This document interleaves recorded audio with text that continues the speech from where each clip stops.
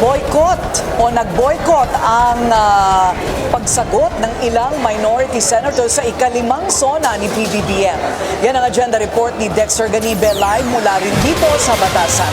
Dexter, sino-sino ang mga hindi sumipot?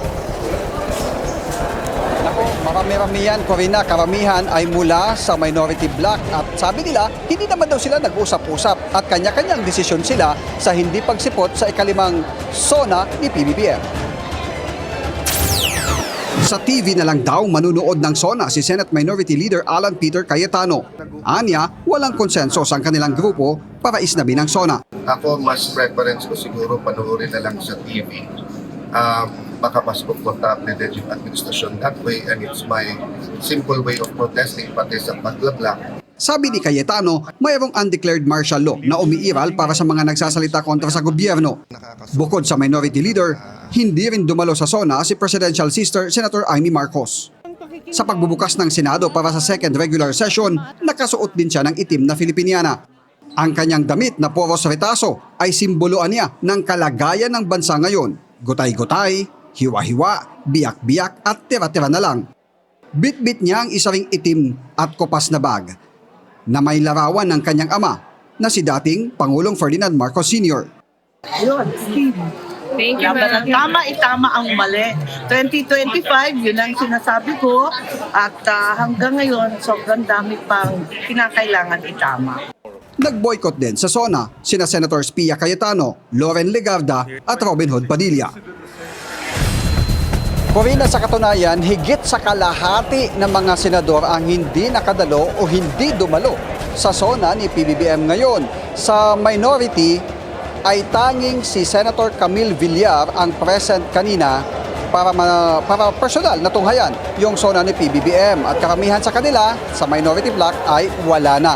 Yung ilan doon, dalawa sa kanila ay nasa kulungan kaya hindi talaga makaka-attend. Sina Senator Rodante Marcoleta at Senator Jinggoy Estrada, habang si Senator Ronald Bato de la Rosa naman ay nowhere to be found hanggang sa ngayon. Samantala, hindi lamang minority, Corina, ang hindi nakadalo ngayong hapon, kundi meron ding tatlo mula sa majority. Sila ay sina Senator Ping Lacson, Senator Bam Aquino at si Senator Tito Soto. Pero si Senator Tito Soto nagbigay na ng kanyang statement kanina. Sabi niya, masyadong masama yung kanyang pakiramdam dahil sa sipon. Kailangan niyang mag-IV para sa kanyang gamot sa kanyang sipon upang makadalo naman siya sa mga sesyon ng Senado simula bukas. Ayaw niya rin daw makapanghawa kaya hindi na siya tumuloy pa dito sa Kamara ngayong hapon. Karina?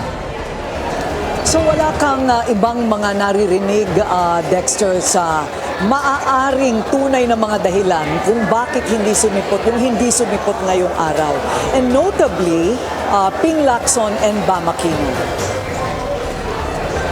Tinanong na natin sila doon sa ating grupo kay Senator Ping at maging kay Senator Bam. Hanggang ngayon ay hinintay natin yung kanilang statement kung bakit nga hindi sila nakadalo. Particular na sila ay kabilang sa majority bloc. Pero doon sa mga nasa minority, bahagi ito ng kanilang pagprotesta dahil sa umano'y panggigipit sa mga nasa minority sa Senado. Corina.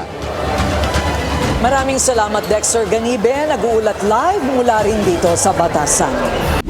Manatiling nakatutok sa Bilyonaryo News Channel. Sumubaybay sa aming social media accounts at mag-subscribe sa aming YouTube channel para sa mga bago at eksklusibong balita.